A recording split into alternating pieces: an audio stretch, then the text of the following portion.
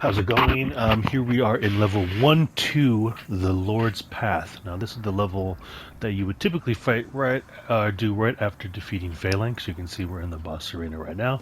Overall, it's a pretty short level, and hopefully we're going to make some pretty quick time. And there's actually two routes you can take in this level, as well as a special NPC. So running into this room, you're going to see a few remnants of the boss that you just had. Here's some Phalanxes. If you want to fight these guys, you can. It's not super necessary. If you're going to fight them, just make sure you get behind them and attack them from behind. I'm using the Crescent Falcon that I picked up in level 4-1, which I just posted a video about a little while ago. But here, let's get rid of these. Let's get rid of these guys. They're kind of annoying.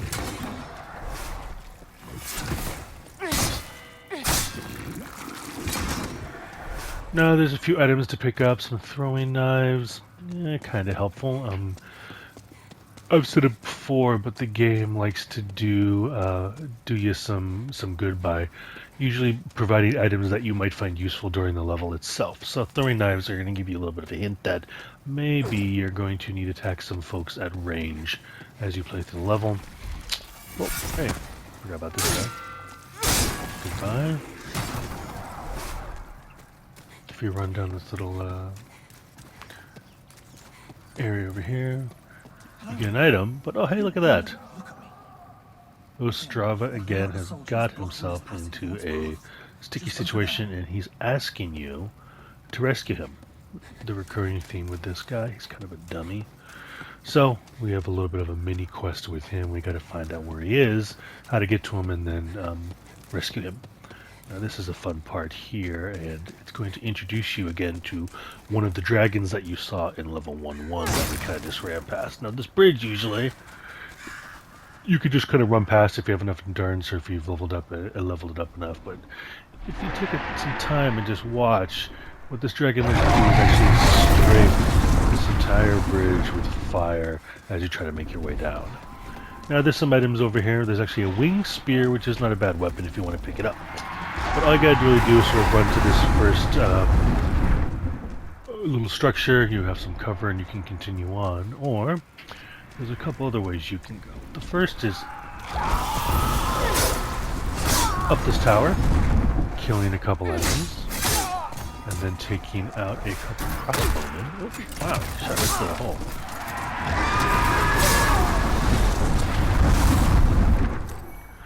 Soldier's Lotus from the Sun. The wooden catalyst was actually a pretty good magical catalyst if you're going to use spells. One fun tactic here is that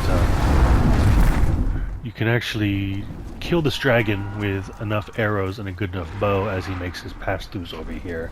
No matter what, it's more than likely going to take you quite a while if you don't have a specific build with specific weapons to make you go a lot faster. So for now, like honestly, the dragon only nets you souls, and then it also nets you a soul specific for it, but even that soul's only worth 10,000, so I never find it useful.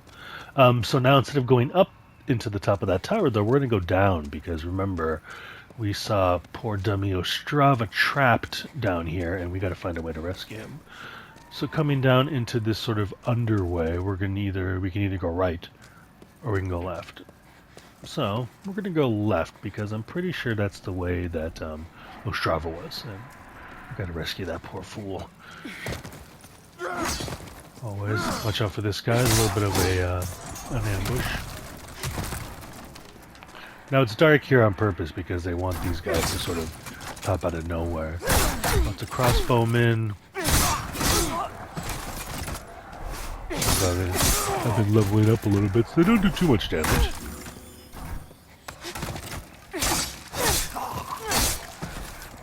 Let's heal up real quick. A gash resistance ring, which actually prevents how quickly the bleed effect builds up on you. Honestly, not super important maybe unless you're doing PvP. Another item, a blue knight cuirass, which is a piece of armor. If I really wanted to wear it, I could. My beautiful, beautiful character. And look at that. It's Ostrava again. Thank you. That's twice now. Time to forge ahead. This is a token of my gratitude.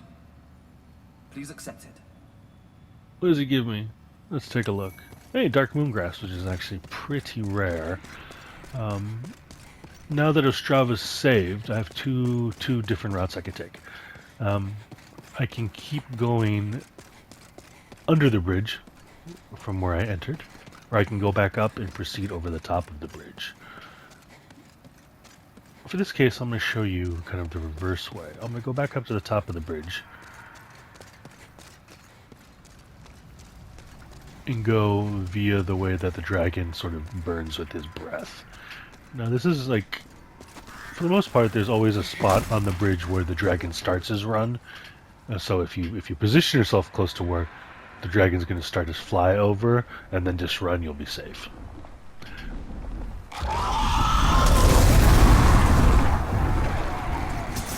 So as long as you're pretty close to that edge and start running when you do, not so bad. Now here we got 4 archers. They're kind of a pain. Since I played level 4-1 earlier and got some soul remains, I'm going to show you a cool trick that works with these enemies, basically any enemy. Soul remains are like a bone for a dog or a stick. You just toss it and they'll follow it. So I don't want to run into the fray of these 4 crossbowmen at one time. So what I'm going to do is I'm going to take a soul remains, I'm going to toss it, and you see the moment it lands, they all just turn around and start shooting, making them really easy to defeat. They don't even know I'm there. Now here, if I had gone the underway under that bridge this whole time, I would have come out right here. But we still want to go down here actually, because there's something useful, and I'll show you.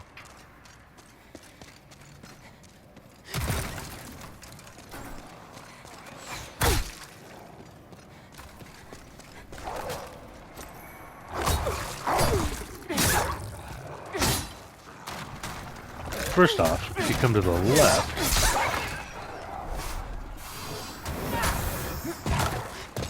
you'll notice that there's these wolves. And they can be kind of a pain. And the thing that makes them annoying is that there's actually like 5 or 6 of them kind of just lined up here, ready to attack you.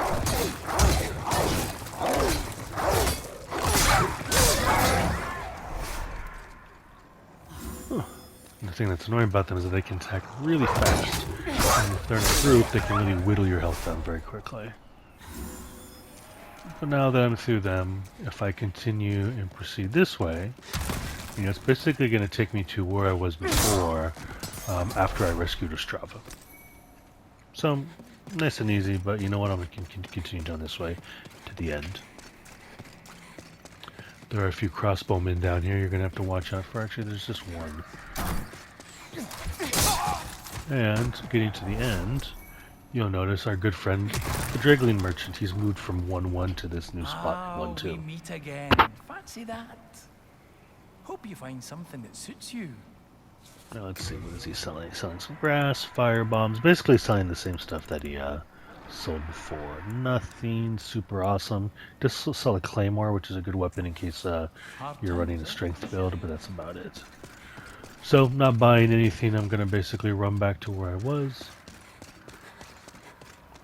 If you go up here, you can exit out onto the bridge, or like on the other sort of tower, we can kind of go to the top. And there's a couple more crossbowmen up here. There's a couple enemies. It gives us another vantage point to attack that dragon. It also gives us a compound short bow, which is a useful bow if you don't have the stats to use the compound longbow that you pick up in level 4-1.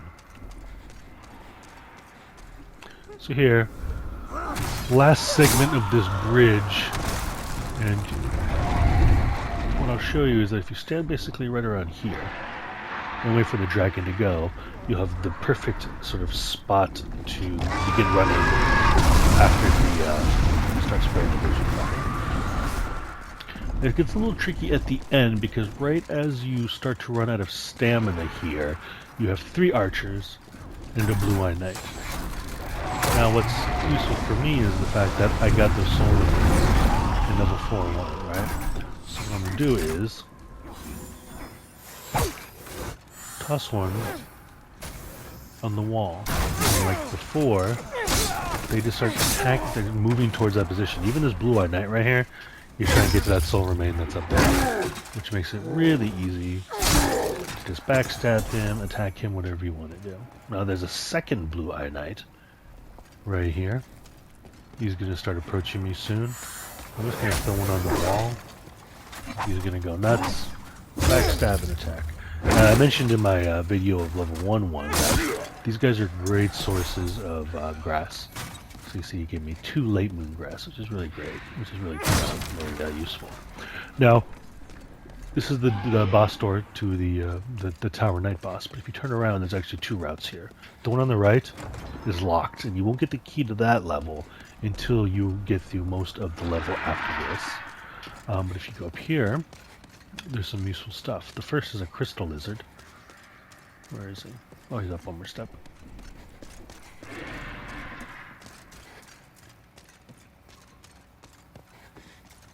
Oh, it's actually not done. A couple items here.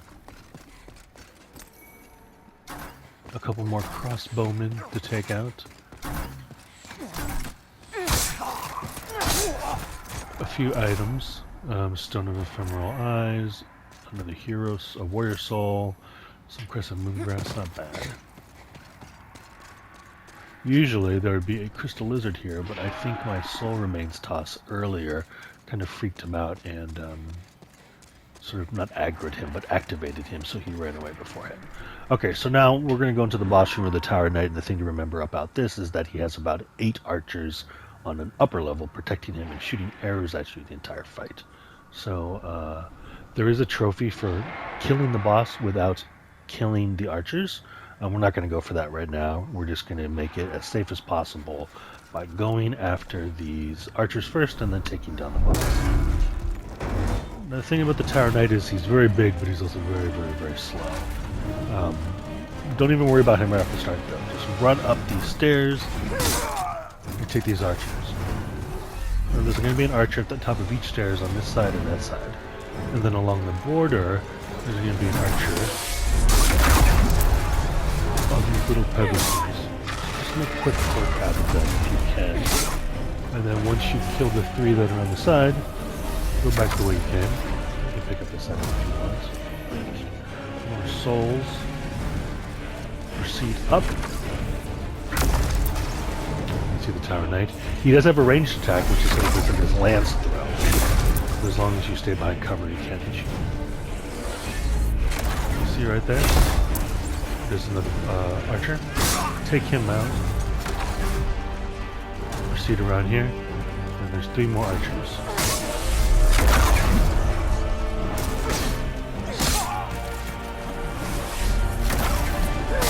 If you want, you can continue up here, back along the backside of the arena. Up these stairs, there's an item up here you can grab. A late moongrass, 3 of them, which is actually pretty good. And then, now that all of the archers are dead and they're not going to be bothered with arrows, we can go down to the fight. So when you're on the ground with him, he basically has 3 attacks. He has a spear thrust. Well, he's got more than 3 actually. He's got a spear thrust, he has a spear sweep, and he has a shield bash, as well as a couple foot stomps and the back hop that, while not really an attack, can still hit you. So, spear sweep right there. As long as you stay away from him, he's not going to do anything with that. The other one. It does have pretty good range though, so if you think you're going to get hit, roll away from him like this. There's the shield bash. Now watch out for that one. It has a big area of effect around it that will damage you if you're too close. Spear sweep. Try and get into the spear poke. See if I can get that. No? No. So the key for this fight for me is if you're a spell caster, you can get behind him and shoot his spells. What I do is this. When he does that shield bash, you're going to run right between his legs.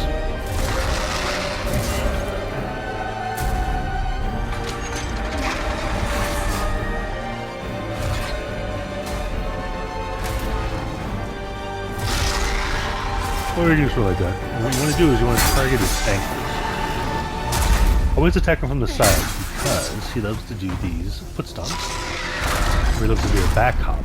And if you're at the side of him, you're not going to get hit by those. If you're right behind him, you will. So let's see if he'll do a shield. Did that one. That's pretty interesting. Okay. Shield bash. Run between his legs. You'll end up behind him, which gives you a really good opportunity to get some hits in. Do a few hits and then back. And then go back in. As you attack his ankles more and more, you'll see that they start breaking open.